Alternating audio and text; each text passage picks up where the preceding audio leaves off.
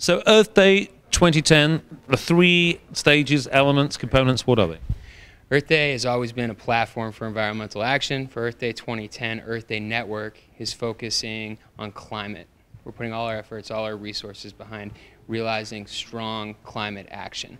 We look at this as a campaign, like a political campaign. We are trying to reach a goal here, and that is, and to do that, we separate it into pillars, basically, different initiatives. We have a service initiative, an advocacy initiative, and a celebration initiative. At the core of the service initiative is what we're calling the Billion Acts of Green campaign, and that's an effort to mobilize people to change their behaviors in their home. It can be very small things or very big things, however they're comfortable with, and go on to our website, billionactsofgreen.org, and register what they're doing to make a difference. We think that across the globe, when we get to that number, which we are working our hardest to do, we're going to show that no matter what happens with global leaders, there are people on the ground that are making these changes. And when that's happening, when you reach that type of number, something so quantifiable and so large, it's hard to ignore. And what's happening in Morocco in particular? Well, Morocco, we're working on, Morocco's been a great partner, and they have made a commitment to really tackle climate change and made a commitment to building up their environmental credentials and solving a lot of the problems that they face, whether it be deforestation or water resources. They've been a great partner. So we're looking at, really continuing to work with them to pull something, to help them in their goals to become one of the shining examples of Africa, Northern Africa. And do the events of this week affect your plans in as much as, if it's a strong deal or a weak deal, do you have to kind of refocus your message depending on what Copenhagen comes up with? Sure. Right off the bat, if a great thing comes out of, if a great piece of work comes out of Copenhagen, an amazing piece of binding work legislation comes out of Copenhagen, there's a lot of work to do.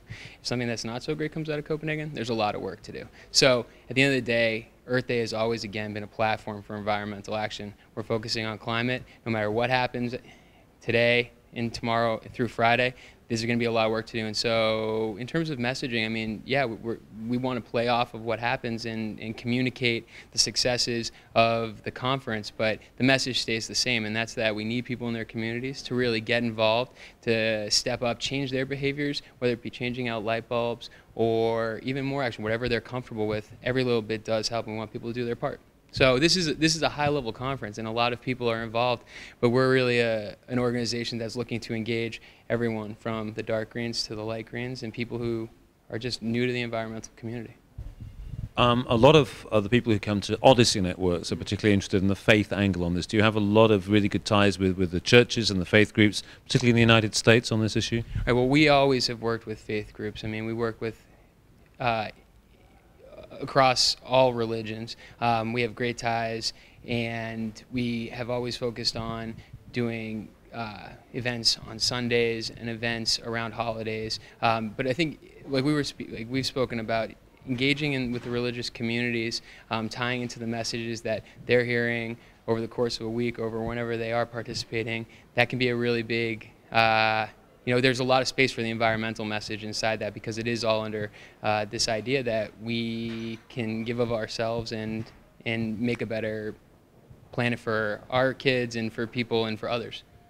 17,000 organizations. I'm not aware of any organization or effort that links together such a vast number of people. Are you the biggest in this respect? Well, our ties, we've been around for a long time. 1970, the first Earth Day happened. April 22nd, again, Senator Gaylord Nelson and Dennis Hayes, the first organizer, started this day as a teach-in. And it was clear that it was going to be so successful that it needed to expand, and it really became the beginning of the modern environmental movement. So we've had a lot of time to perfect this, and over that course, over that time period, the last 4 years, we've expanded globally. So it started domestically. And again, all organizations, we can always find a way to partner with these organizations. If it's a global health team or a group that's working on education, specifically education. Environmental education is one of our biggest departments and programs, and trying to get environmental education into the normal program is a place we see a lot of overlap and potential. So, if you're creative, you can work with anybody.